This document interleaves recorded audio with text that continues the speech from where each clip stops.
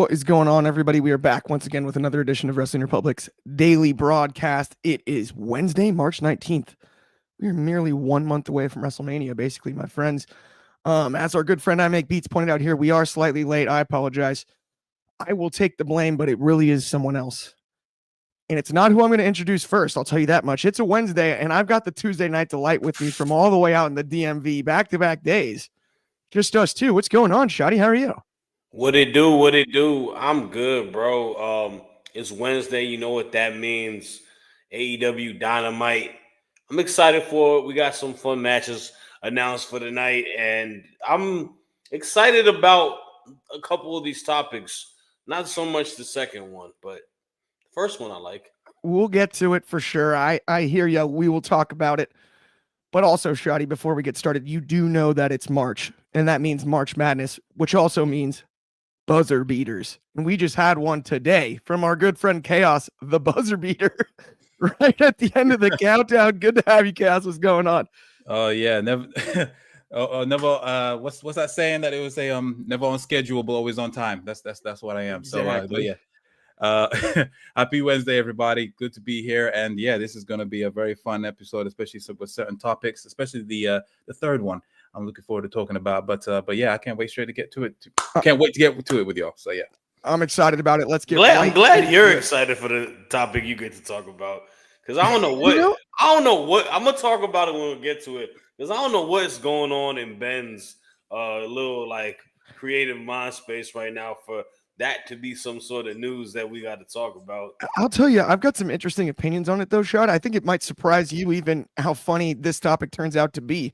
But when I first saw it, I can't lie to you, I had the same reaction. I was like, what are we doing here? It's all jokes with Ben, bro. I'm Absolutely. We got Fernando Zayas in the comments already with greetings, WR crew. What's going on? And then DCX Warlord, the music was better than Off the Air. Of course it was. Our very own Chaos made it. It's way better. Chaos music. Intro beat is the best of all of them because he did make it. But I'm not gonna lie to you. That's like comparing like Jim Johnston to Def Rebel. It is. Well, I mean, honestly, the old generic music we had on Off the Air was fine. The new stuff is straight out of a hotel elevator. That was CFO. Yeah, that was like. I gotta hook y'all up. Then I gotta hook y'all up. Just make sure that the payment's right. That's what I'm saying. We will discuss that post show for sure. But let's get into. We got an anniversary today, 25-year anniversary of Trish Stratus, an absolute WWE legend. First ballot Hall of Famer, no question about it. I know it's not like baseball. It doesn't work with ballots and stuff. But if it was voted on by the writers, I think it would be unanimous when it comes to Trish Stratus. Just so many memories and an absolute trailblazer. That's what I feel like personally she doesn't get enough credit for, is just setting the tone. You know, we talk a lot about the Evolution pay-per-view and the women's revolution and all of that, the moving away from the Divas era. But I don't think any of that happens if Trish Stratus doesn't wrestle the matches she does to be taken seriously the way she was during the prime of her career. And the fact that she's still going and still looks basically the same age as when she debuted is otherworldly in my eyes. She's ageless. She figured something out. There's something in the water up in Toronto. I'll say that much. But Shotty, let's start with you. What is your fondest memory of Trish Stratus's career? And talk to me a little bit about Trish. Well, my fondest memory in regards to Trish Stratus was actually a year ago yesterday when I had the pleasure to meet her live in effect, you know what I'm saying, at a con. You know, I had to tell the wifey that, you know, I love you. You are my wife, but this was my first crush as a young boy. Trish Stratus was my first crush. So this was kind of big for me. But, man, you hit it right on the mark first and foremost. Trailblazer amongst women's wrestling, but just trailblazer amongst women's like superstars, icons in the world of pro wrestling, in the world of WWE. Like, I don't know women's wrestling if I don't see Trish Stratus have her matches and feuds with Lita. I don't know women's wrestling if I don't see Trish in prominent storylines with Chris Jericho, obviously with the figurehead that was Vince McMahon and other stuff. You know what I'm saying? Like, she has so much history in WWE and pro wrestling that she is kind of the mark that makes a lot of what we cover on NXT, on Dynamite, on Raw, SmackDown. Them girls looked up to her in a sense. She paved the lane, and to see her still be able to do it, just wrestled at a Money in the Bank, at Elimination Chamber, literally with Tiffany Stratton, and being the high point of that match, if you ask me, at a Royal Rumble, having the Hell in a Cell match with Becky Lynch. She's still so damn good. And yes, she may have found the fountain of youth, but it is also a little bit of yoga. So salute to her. My personal favorite memory of Trish Stratus, and I know the cop-out answer to people is always going to be her key rivalry with Lita, but to me, my favorite rivalry that she had was actually with Mickie James. And this is where I want to kind of talk to Ben Allison for a quick second, because he made a hot take. And salute to these two women, because they have a historic rivalry, history making and whatnot. He said Toni Storm and Mariah May is the greatest North American women's feud of all time. I might have to interject and say this one could surpass that, because if you talk about Mickie James and Trish Stratus, they kind of copied a lot of what they did in their storyline. The understudy being obsessed, wanting to, be like the star that is Trish Stratus, to ultimately turn on her and go crazy and deranged. And everything within that storyline, I thought it was so good, man. It was so captivating. It helped build Mickie James to be a superstar, a legend in her own right. And them having a WrestleMania match at WrestleMania 22, if I'm not mistaken. It was a classic, man. So that's my personal favorite. But, man, salute to Trish Stratus, 25 years in the game. It's incredible, man. A woman who was a sports model to become one of the greatest professional women's wrestlers of all time and one of the best WWE superstars of all time. You got to give it up to her. Stratisfaction, baby. No doubt about it. An absolute legend in my eyes. I love the shout on the Mickie James one, because you launched another Hall of Fame career with that rivalry. Mm-hmm. Right. And you don't see that all the time. That's an excellent point. I think that's a great shout.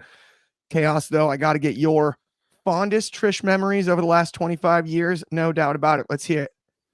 I mean, I kind of got into wrestling just when, so I missed all the TNA stuff and, the stuff with, the McMahons and all that kind of stuff. So I pretty much got into wrestling exactly around when she feuded with Mickie James.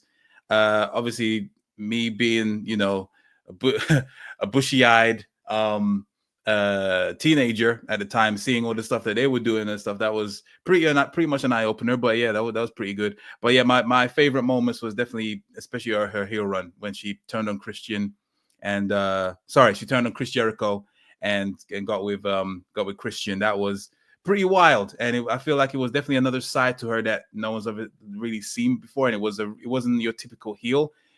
This the character work and her attitude and whatnot. Her brashfulness was just something different. And obviously, her feud with Lita was obviously amazing. I believe that's when they had the main event.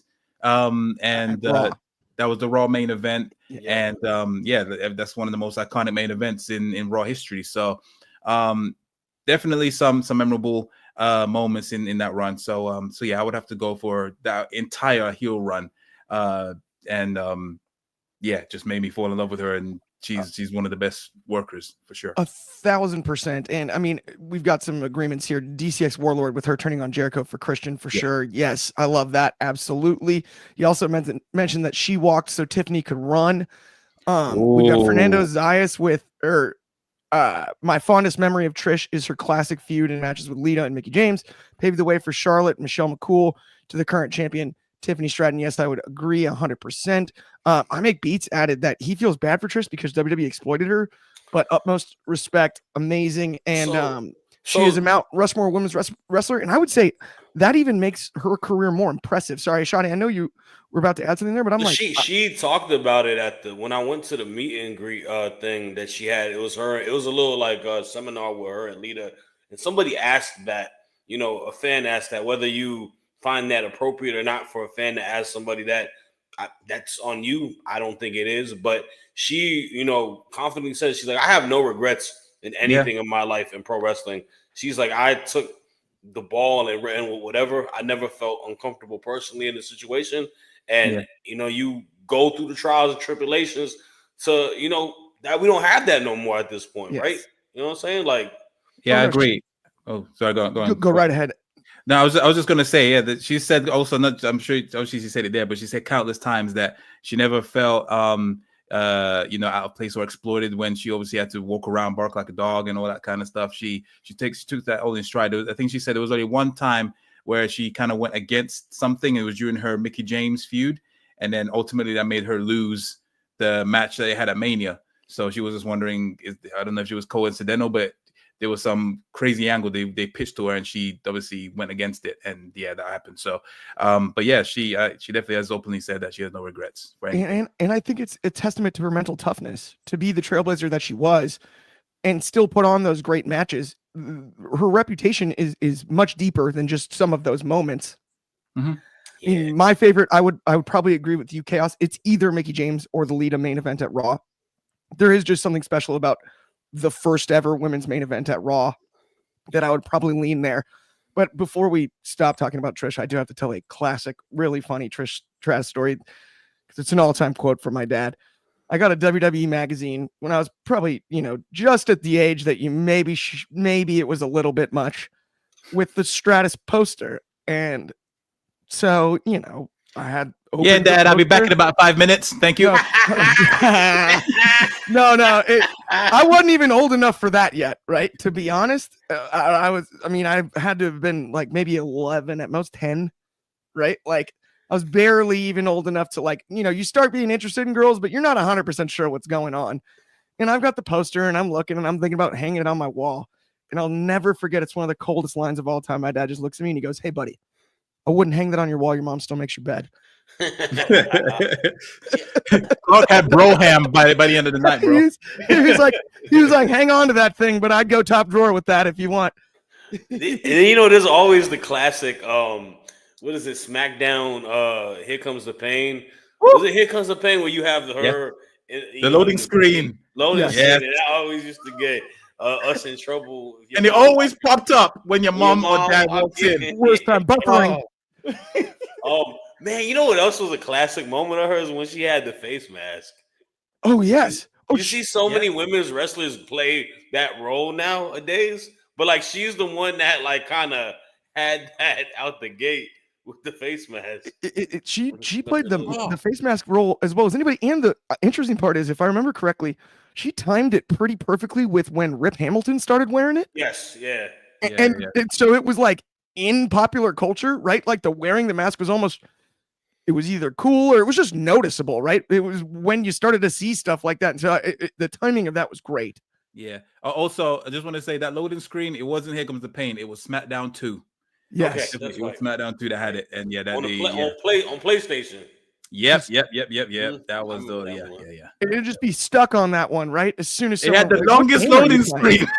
What game are you playing? It'd be stuck in the and it had the bar on the bottom, didn't it? Too? No, it didn't. No, it just said now loading. And you're like, okay. Right. Was that the one? Was that the one? Exactly right. Was that the one on the career mode? Like you get drafted? Yes. I believe it was. No, there was no draft. Later. No, this is earlier than that. No, the draft one you're thinking of, I believe it's a Stacy Keibler picture in that game. The one with the draft. Yeah, I think so. I believe it's a Stacy one, similar concept. It's been a minute, bro. I ain't gonna lie. It was like that in the GTA Vice City, just so many kids just mortified in front of their parents. Yeah, man. But nah, that's crazy that she's been wrestling for 25 years. I'm not gonna lie to you. It's unbelievable. It's wild. Even when you mentioned, I remember her debuting as the manager for TNA with Seth and Albert, and going through those whole feuds with the Hardys and the Dudleys when she got powerbombed through by Bubba Ray into the table. Well, wait, I'm confused now. I'm just realizing 25 years. That's pretty much the same time as John Cena, but it's about the same. 25 years seemed shorter to me than I thought, but I guess this was definitely around longer before that John Cena debuted. So I'm just kind of confused. I thought she wasn't a manager for that long, so it may have been. Is Cena 20? Cena, I guess 20. He said 25 years in his promos. But he started. I feel like Cena came in more like 2003. Yeah, I thought Ruthless Aggression was like 02. Yeah, Well, he said 25. So unless he's counting OVW days, he I think he is. He's counting OVW. Yeah, He's got to be He counting is. OVW Yeah. because he's from the class of 2002, that Yeah. OVW class, and then he yeah. came in 2003, like you mentioned. Because I said it on Take It to the Table. Him and LeBron literally are like the same, like career length, coming out the same time, everything. That's why I feel like he's like the LeBron of pro wrestling. I mean, the only difference though is they told us LeBron was going to be good when he was like 16, and they told us Cena was going to be okay until he figured it out. You know what I mean? Yeah. Like that's the only difference. Like the LeBron thing. I mean, I don't want to get on a big tangent on that, but I'm like, it's fascinating to me. Like, could you imagine being 16 and they're like, King James, like the NBA's next big superstar, cover of Sports Illustrated? Like, oh, you're right. You're right. How do you even go to school, man? Like, when I was 16, I was still like playing with action figures practically. You know, they gave him the biggest credit line of all time when he was 18. So it's wild stuff. Okay, speaking of credit lines, let's get on to the subject we've all been waiting for. So they're doing these events. This is Mania week, right? I think so. Around Mania week. I mean, it's interesting to me. When I first saw all this stuff, I'm like, they do something very similar with the ESPYs for the V Foundation, cancer research. And it's, like a bunch of experiences where you get to meet people, and they're very cool, curated experiences around similar prices. Right. Then I saw this, and it's just a money grab. Mm-hmm. It's just one big money grab. I mean, John Cena doesn't need $25K, especially if it's not a tax write-off. Like, who are we doing? Who's making the money? Is it the company that's organizing the events? He's taking this heel thing a little serious, huh? I'm dead confused on all of this. This reminds me. Sorry to cut you off. This just reminds me of that meme. Like, what would you take? Was it a 25 grand dinner with Jay-Z? Yeah. Yes. No, would you take 500,000 in your bank account or dinner with Jay-Z?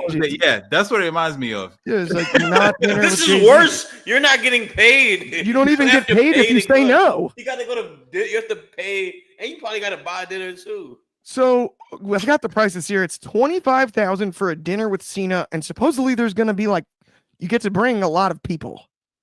So it is like a big table. It's not just you and John in an intimate setting. I think it's going to be like Knights of the Round Table style. You and your friends get to just absolutely pitch questions at John Cena while he, mashes down on some ribeye or whatever he orders at the steakhouse you guys go to. I'm pretty sure that's the way it looks.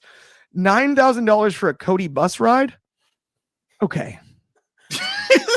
How long is the bus ride? I have so many questions.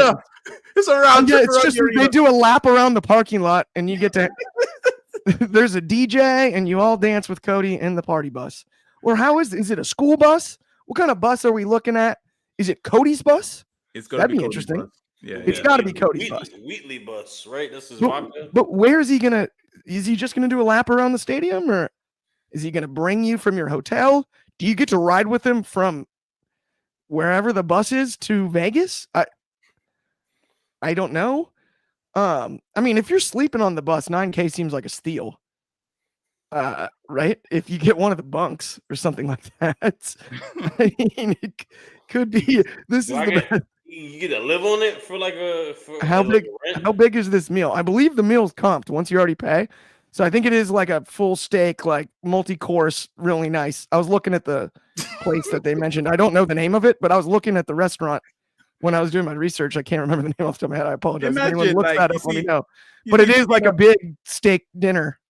You see Cena like drinking like old glasses of champagne, and I'm just there with my sparkling water, I can't afford this. This guy's taking a piss, like, yeah. And he just walks off, leave you with the bill. You got it. Could you imagine? He's like, "Thanks, guys. Thanks for having me," and just leaves the bill. Oh my God. And the thing is, so now it's like a $27,000 dinner. Yeah, someone's paying. Someone is gonna pay for this. Someone's gonna do it. Because like, how much is a front row seat in Mania? Like, that's pretty much around the same amount price. Pretty much, yeah. Someone's got money to get that, but yeah, go on. And then finally, our last one here. Okay. Is $4,000 to watch a match in the same theater as Shawn Michaels. Doesn't actually sound like you get to sit next to him. Yeah, in the same what? It's like in a theater, like in a movie theater, I think. You get to break down match footage. You watch like you get to watch film in a big movie theater with Shawn, is what it sounds like. So you like, because when you said like you get to watch a match, I thought maybe you could be in the same like private booth with him. That's worth it. That would be the one that's most worth it. That would make sense. Not freaking movie theater. It sounds like it's like I think they meant more like home theater type setting. So like you're in there breaking down film, right? Like when he's, I mean, I don't know, man. That if it was what you mentioned, like, oh, you're in a booth with HBK and you get to watch the match together and sort of like chat wrestling, that would be the most worth it of these three, in my eyes. Right. But if it is the home theater thing, like what I've heard, I mean, that's goofy as could be, right? Like why would you want to, you could just go watch it at a hotel bar together and watch a match on TV. And it's all goofy. Yeah, it is. Shad, that's why I have to go to you. Please just tear this apart. And why is this not for charity? Yeah, this is so strange, man. Like, first and foremost, let me preface this.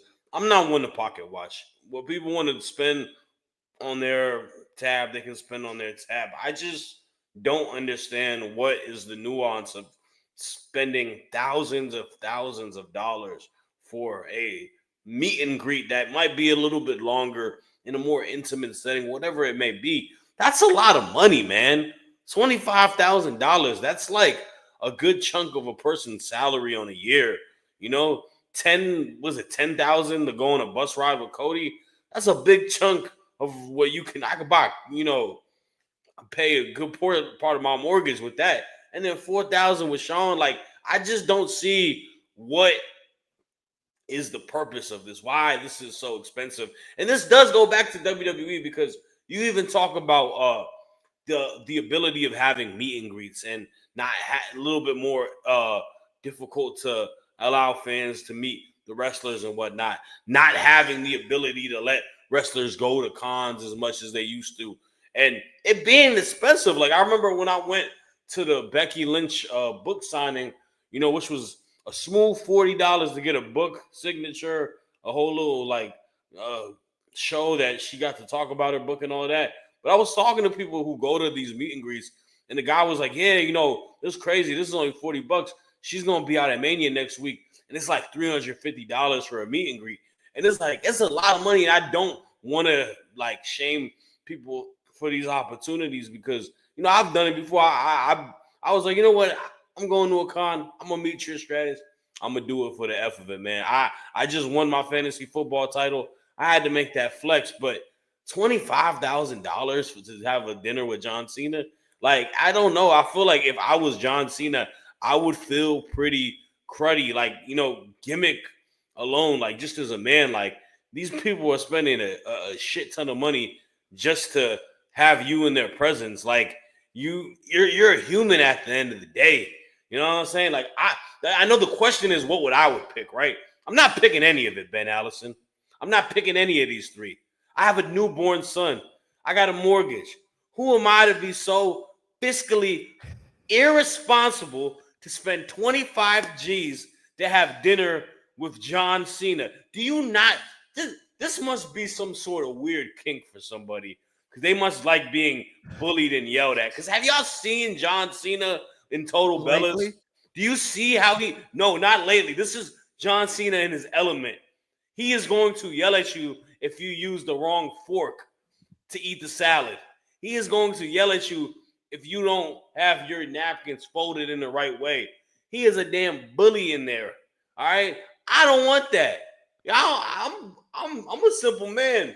What if I just get some chicken wings? You know what I'm saying? He gonna yell at me for using like. What if you show up in flip flops instead of ranch? Yeah, man. Like, bro, chill out. Tank like, top. You was almost as bald as me. Yeah. Bro. Watch how you talking to me, John Cena. I love that. Yes. We've Talk also to got me nice, Cena. Talk to me nice. you got our very own Josh Markowitz live from Syracuse journalism class. Potentially the next Michael Cole here. Definitely not paying attention. Love that. But who would ever pay $25K for a dinner? I hope he means not paying attention to class. This is the real class, I Josh. hope your professor doesn't watch us.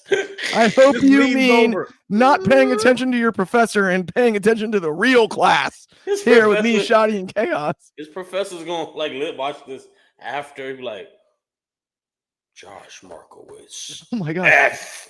I Make Beats may have just won comment of the week here. He goes, as someone with OCD, Cena needs to chill out. Bro, like that. I've never really watched Total Divas, but like that clip always hits my algorithm, and I'm just like, yo, brutal. what's wrong with bro? Who's? It's genuinely, it gets more and more uncomfortable to watch by the sentence. Every time he says something next, you're just like, dude, please. I mean, Like, don't get me wrong. rein it Sometimes in. the little things used to trigger me in terms of, like, yeah, I like cleanliness and if it's all cluttered and stuff, it triggers me, even me. But yeah, he takes it to another militant level, bro. Yeah, you're not trying to tell your guests what to wear. Yeah, we will retreat to the formal room. I'm not gonna. What if I have to pee? Bro, I'm not gonna do it in the formal room. He wears shorts. Yeah, it's On the a exact daily opposite of basis. his actual character. Yeah, he like actively wears man. shorts. You know who's? Anyways, we forgot to mention who will spend the $25,000. So- Currently at Wrestling Republic, we are starting a GoFundMe for Jordy in the Bank. We want to make his dream come true.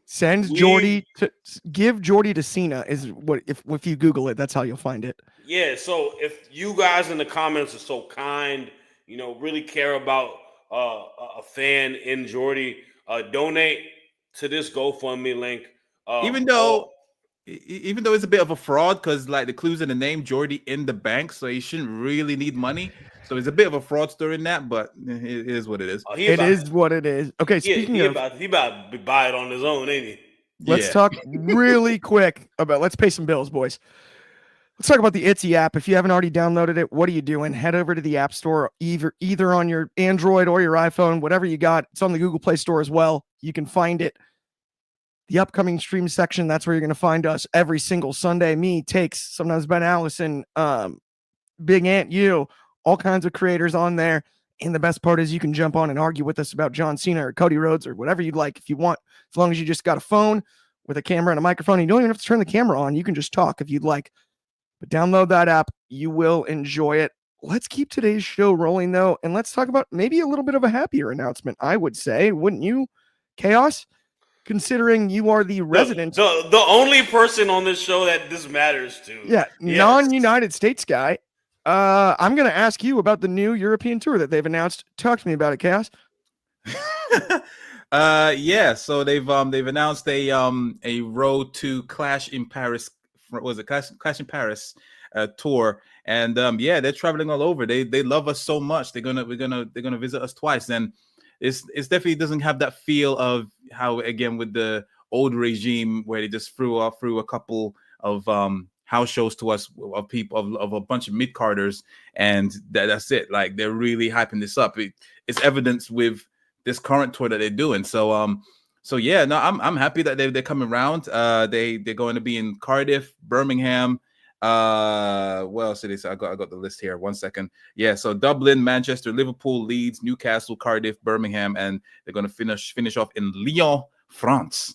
And yeah, man, it's definitely going to be interesting. I'm going to try and see if I can cop a raw show, even though I'm pretty sure the ticket prices are going to be nuts. I'm actually going to there's a show in Nottingham next week, one of the house shows that I'm going to, and that was just about breaking the bank, and that's not even floor seats. So God knows what they're going to try to charge for, especially for the tape shows. But nah, man, they know that this is the place to be, the whole European market, in terms of the crowds, the atmosphere. We bring the heat, man. So yeah, it's gonna be very good. Ideally, I kind of wish they would announce another PLE in the UK. I think we are definitely owed that. But it looks like they're holding back I'm only hoping that it's going to be for something massive. That's why they haven't really brought any PLEs in Cardiff or at London. But yeah, no, this roundup of shows, I'm looking forward to it, and yeah, hopefully you might see me on screen for one of those tapings. 100%, and it definitely feels like we love to your that for point, you, man. We love that for you. But when it comes to your point, when it comes to the big events, it does now feel like it's got to be a big four at this stage, right? Yeah.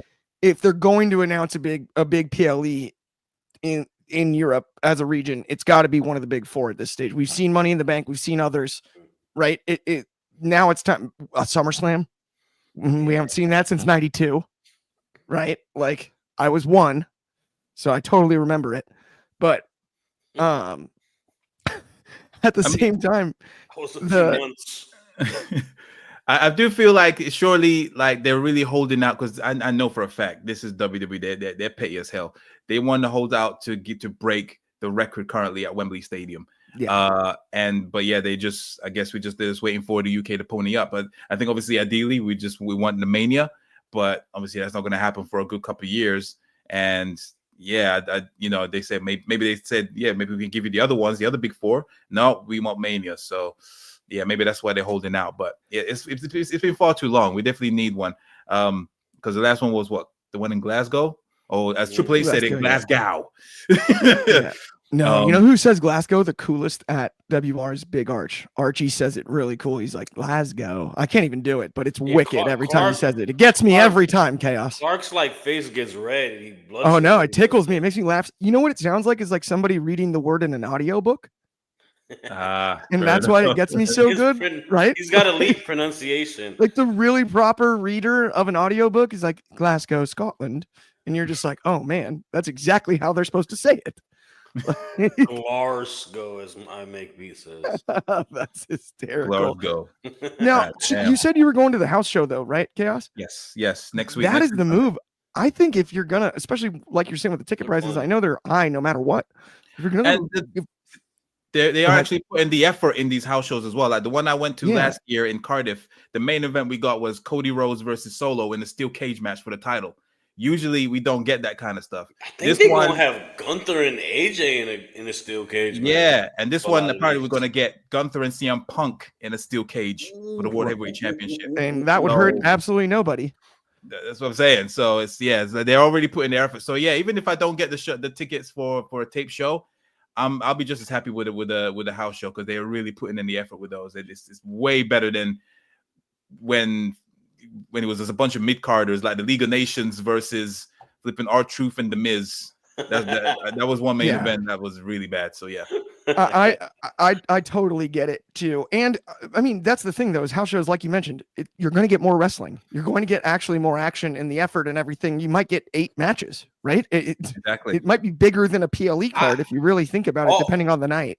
And all jokes aside, though, I love the energy that international crowds bring to these events, because it's more like you don't get an opportunity to see them as much as like people do in the States, right? They come to some places in the USA like a couple times in a year where like you can tell they're way more appreciative, excited, because like this is big time for them. So it's always a hot, like even for Monday, like I mean, like besides obviously the start of the show, which was super hot, they were showing love throughout the entire things. Even the matches like they'll probably get crickets if you would have had it in, I don't know, freaking Wichita or something like that. Yeah. Hey, don't you hate on Wichita? My Guernsey's from Wichita. It's a great city.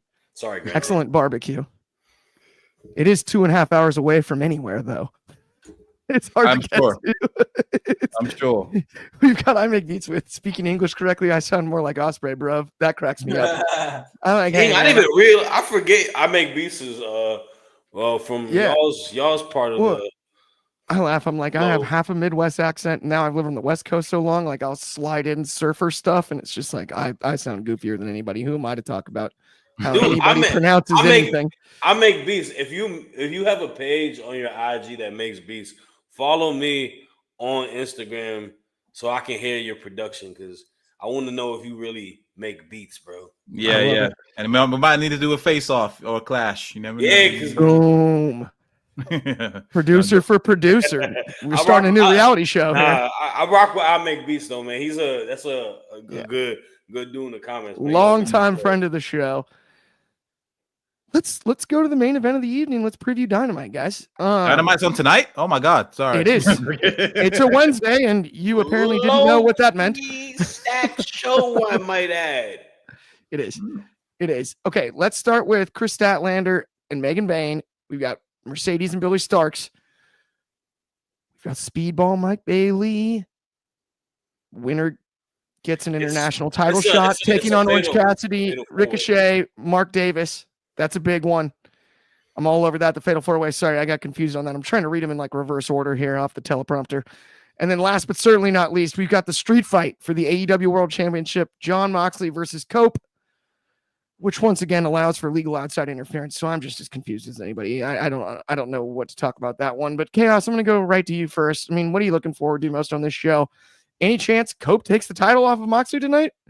Or what are we doing here? Exactly. What are we doing here? Clearly, they're doing a redo from the arguably awful main event at Revolution that pretty much put a little bit of a stank on the rest of the show. Kind of to the point where, hot take, I mean, it kind of reminds me of when we had that, the death match, Kenny Omega and Jon Moxley with the sparklers. Wasn't that Revolution as well? So I believe that's correct. Yes, the exploding barbed wire death match. Yeah, all fireworks. And they got the wrong 4th of July fireworks. Yeah, that was amazing. So I mean, and arguably, I think that card was pretty good, except for that they really killed that thing. But anyway, regarding this, I mean, yeah, I don't care for who wins. I just want this Death Riders thing to just hurry up and die, which is ironic considering they're the Death Riders.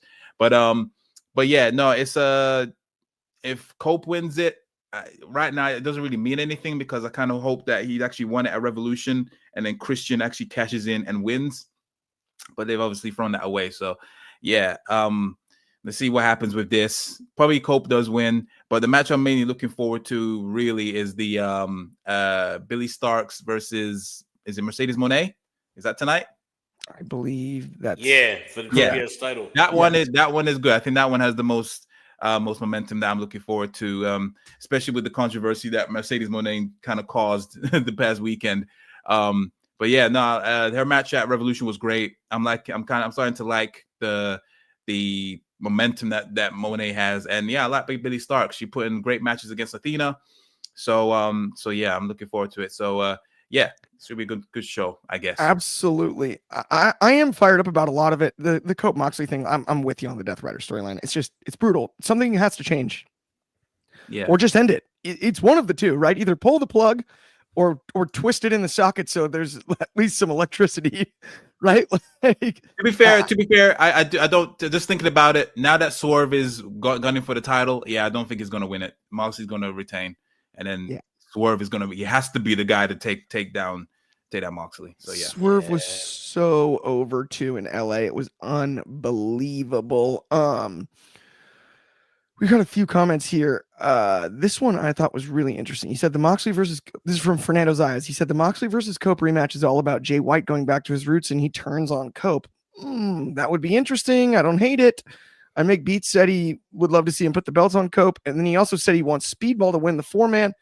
Shadi, what are you looking forward to? What are your picks? What are you thinking headed into tonight's Dynamite? Okay. Let's start with the positive. I'm excited that we have two prominent big-time women's matches on the card. Chris Statlander and Megan Bayne running it back. Megan Bayne has a lot of momentum going into her character at the moment. Want to see if Toni Storm is tied into it or whatnot. That should be interesting. I'm really excited for Mercedes versus Billy Starks, though, because I think this has been a good storyline that's kind of been built up with the, last pay-per-view that we had in regards to her match with Momo and, Billy being there. And obviously, like I mentioned, the boogeyman is waiting behind him, man. We got Athena, with the hood and the axe ready to chop it down eventually to get that title. But us getting into that, and Mercedes just doing what she does, man, having another banger match versus a very young understudy. Super excited for that. Super excited for the Fatal 4-Way. Speedball Mike Bailey is one of the most talented professional wrestlers in the entire world. Him in AEW is really intriguing. I'm curious to see. I think he's gonna win this. Him and Kenny Omega, that's a big time match. That's a wrestler's match. I'm hoping we give him the win. He continues to build momentum, and those are things I'm really excited for. Let's talk about this main event though. AEW, you have so much talent at the top of your card that can be a world champion. You got Swerve Strickland, you got Will Ospreay. You know what I'm saying? Like, there's just an embarrassment of riches. Hangman Adam Page, MJF. While we are in purgatory with this Death Rider storyline, while we are in purgatory with Jon Moxley, with this briefcase and title, I feel like I'm in the briefcase trap right now, having to watch this every week. It is absolute dumpster garbage. And the fact that this match probably should have been a TV match just because how high potent that pay-per-view was and how bad it became. But us running it back again, what does it matter who wins? I'm going to be real with you. Adam Copeland being world champion does not move me at all. He hasn't showed me that he is the rated R superstar that I liked to watch when I was a kid. He is a 50-year-old man. That's the honest truth about it. The best part about him in this current iteration of pro wrestling is metalingus. And I'm not saying that because he went to AEW. I've been saying that since he was in his comeback stage in WWE the second time around. You know what I'm saying? Like, he don't hit the same no more. He's not with the times. And I like AEW for the Will Ospreays, for the Swerve Stricklands, for the Hangman Adam Page, giving me banger matches, telling me banger stories. I don't want to see these two old slugs having matches, man. They tortoises. Not again. Yep, they're tortoises. They're two tortoises wrestling each other. I got to give you credit, Shadi. When you said garbage, do you remember back in the day, the post-game interview with Pac-Man Jones about Terrell Pryor, when they're like, what do you think about Terrell Pryor? And he started picking up the trash can and going, garbage. And then he started calling the trash can Terrell. Like, what do you think about Terrell Pryor? I won't grab it. He kept going, yeah, Terrell. And grabbing the trash can during the press conference. All I could think of the whole time after you said garbage. Because I was like, it's that bad. It's Terrell Pryor, no catches in that game. It's that bad. It's like, dude, what are we doing here? There's so many names at the top, like you said. Somebody fix this. We're all adults. Somebody fix this. And Chaos said it best before we go off. Swerve is the saving grace that can fix the main event scene. Yes. Whether Swerve has to be to break the glass, put it on him, and then we can get some good storylines with how we go from there. At Revolution itself, he pulled the same thing Jey Uso did in Indy, and his gear sold out. No one else's did. Yeah, there's something there, and I try to take note of it. I went to 2 different merch stands, literally I missed half of a match. I was kind of annoyed at myself, but just to check to see like what the deal was on the merch.